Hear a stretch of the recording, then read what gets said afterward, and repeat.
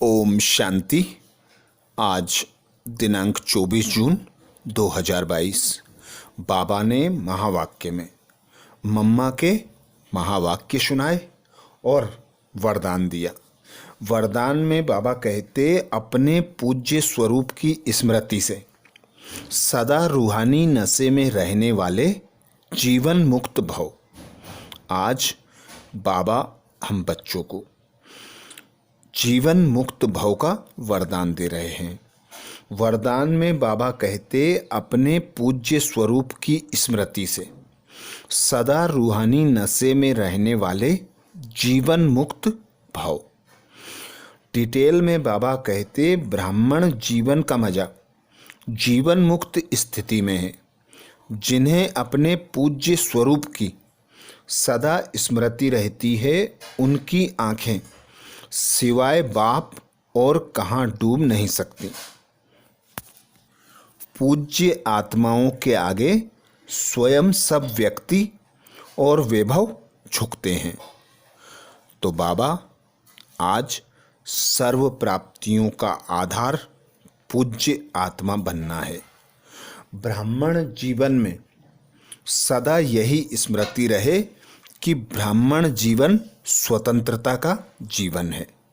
बाबा आते हैं, हमें ब्राह्मण बना के मुक्ति जीवन मुक्ति का वर्षा देते हैं। तो हम बच्चे इस स्मृति के आधार पर कि हम पूज्य आत्मा हैं, हम ब्राह्मण सो देवता बनने वाली आत्मा है। बाबा ने कल्प पहले भी हमें बनाया था और अब फिर बना रहे हैं। तो पूज्य आत्मा जो होती है वह संपूर्ण पवित्र होती है, विश्व कल्याणकारी होती है। पूज्य आत्मा की दृष्टि वृत्ति सर्व आत्माओं के प्रति समान होती है, अर्थात वे हद के बंधन में ना होकर बेहद में होते हैं। सर्व आत्माओं को समान दृष्टि वृत्ति से देखते हैं, सर्व के प्रति शुभ भावना शुभ कामना रखते हैं। वे सर्व प्राप्तियों से संपन्न होते हैं, क्योंकि इसका आधार पवित्रता है। पवित्रता जहाँ है वहाँ सुख शांति संपूर्णता संपन्नता सब कुछ होती है। तो ऐसी आत्माएं जो ब्राह्मण हैं, पिता परमात्मा से पूज्य बनने का वर्षा लेती हैं और पूज्य बनती हैं, तो बाबा कहते, अपने पूज्यपन की स्मृति में रहकर सर्व आकर्षणों से मुक्त बन जाओ, क्योंकि 63 जन्म तक तुम बंधन में रहे। अब तुम्हें जीवन मुक्त स्थिति में स्थित होना है। तो जैसे सभी को सुनाते हो कि जीवन मुक्ति मुक्ति आपका जन्मसिद्ध अधिकार है, उसे प्राप्त करो, अब नहीं तो कब नहीं, हर घड़ी अंतिम घड़ी। तो यह मुख्य स्लोगन पहले स्वयं पर अनुभव करो।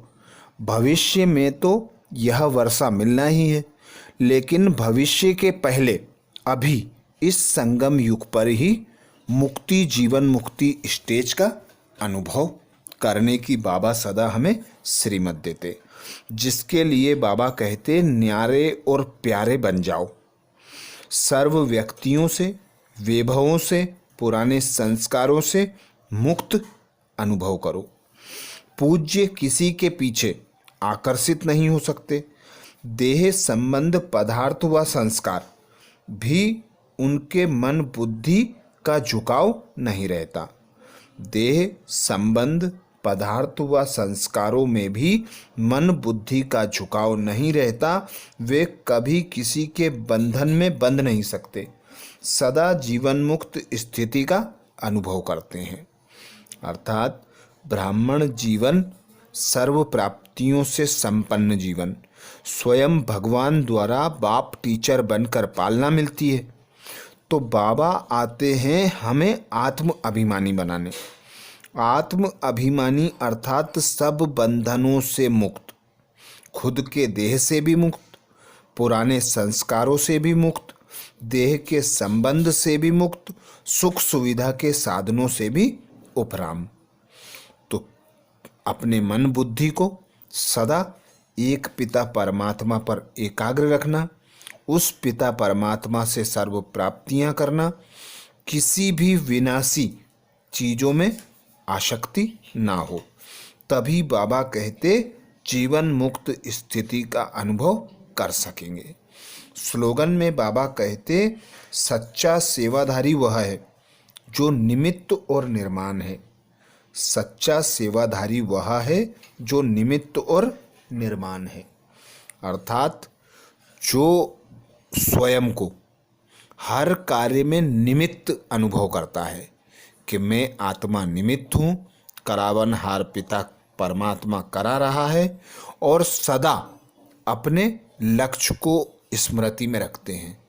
गुणग्राही बनकर सदा पहले स्व सेवा करते हैं और फिर अपने स्वरूप द्वारा सर्व आत्माओं की सेवा करते हैं। ऐसे ही बच्चों को बाबा कहते सच्चा सेवाधारी। आज मम्मा ने महावाक्य में हम बच्चों को कर्म की गुह्य गति बताई कि कर्म ही सुख और दुख का कारण है। कर्म ही सुख और दुख की जननी है।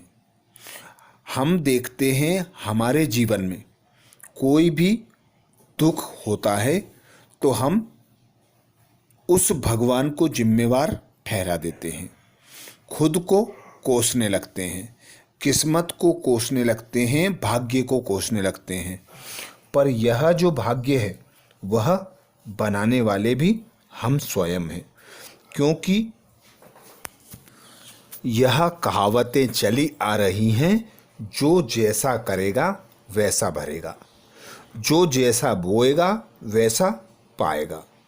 तो कर्म की जो गति है हमें यही बताती है कि हमारे सुख दुख के पीछे हमारे कर्म ही हैं। कर्म से हम सुख दुख प्राप्त करते हैं, अर्थात उसके जिम्मेवार हम स्वयं हैं।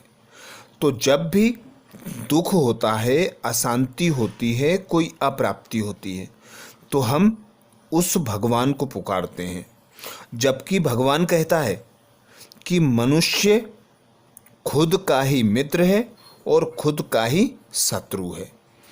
तो इससे यह सिद्ध होता है कि जो मनुष्य कर्म करता है वही कर्म मनुष्य को सुख देने वाले हैं और वही कर्म दुख देने वाले हैं। तो जब मनुष्य दुख चाहता नहीं है फिर भी उसे दुख प्राप्त होते हैं, वह ऐसे कर्म करता है जिससे उसे दुख प्राप्त होता है। तो सदा हम यह नॉलेज नहीं रख पाते कि हमें दुख क्यों प्राप्त हो रहे हैं। तो यही मम्मा समझाती कि दुख प्राप्त होते हैं तो दुख को बनाने वाला कौन है, सर्वप्रथम यह जान लेना आवश्यक है। क्या दुख देने वाला भगवान है? यदि भगवान दुख देने वाला होता तो उसे दुख हरता सुख करता क्यों कहते? और जब सदा दुखी होते हैं तो ही उस भगवान को याद करते हैं, कोई अप्राप्ति होती है तो ही उस भगवान को याद करते हैं। अर्थात इस याद में भी रहस्य समाया हुआ है, जिसे समझ लेना अत्यधिक आवश्यक है कि कोई भी दुख के समय ही वह हमें क्यों याद आता है। हम उससे कभी दुख नहीं मांगते, सदा सुख मांगते हैं। तो इससे सिद्ध होता है कि सुख देने वाला भगवान है। तो फिर दुख कहाँ से आया? तो मम्मा दुख की गुह्य राज बताती कि जो हम कर्म करते हैं वह पहले भी करते थे, जो प्रकृति है वह पहले भी थी, जो धन दौलत है वह पहले भी थी। जब हम परम धाम से आए थे तब हम सतयुग में आए थे, सुख की दुनिया में आए थे। तो जब क्या था क्या नहीं था, अब क्या है और क्या नहीं है, इसे जान लेना अत्यधिक आवश्यक है। तो हम जब द्वापर से वाम मार्ग में आए तो हम में 5 विकारों की प्रवेशता हुई, और जब 5 विकारों की प्रवेशता हुई तो हम दुखी होने लगे, अशांत होने लगे, रोगी बनने लगे। तो इससे यह सिद्ध होता है कि सतयुग में हम निर्विकारी थे, तो वहाँ सुख शांति संपन्नता सब कुछ था।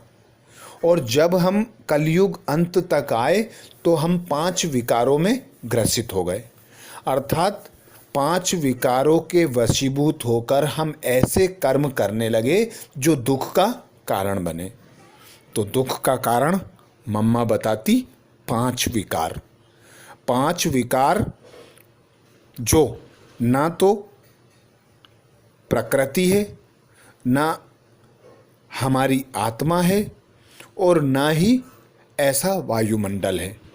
इस वायुमंडल में ऐसा कुछ नया आ गया जिसके कारण दुख अशांति आने लगी। द्वापर के पहले हम सुखी थे, संपन्न थे, सर्व प्राप्तियों से संपूर्ण थे। तो वहाँ पर हम 16 कला संपूर्ण, सर्वगुण संपन्न, संपूर्ण निर्विकारी थे। और धीरे धीरे हमारी कलाएं कम हुई, हम विकारों में ग्रसित होते चले गए, तो दुख अशांति बढ़ना चालू हो गई।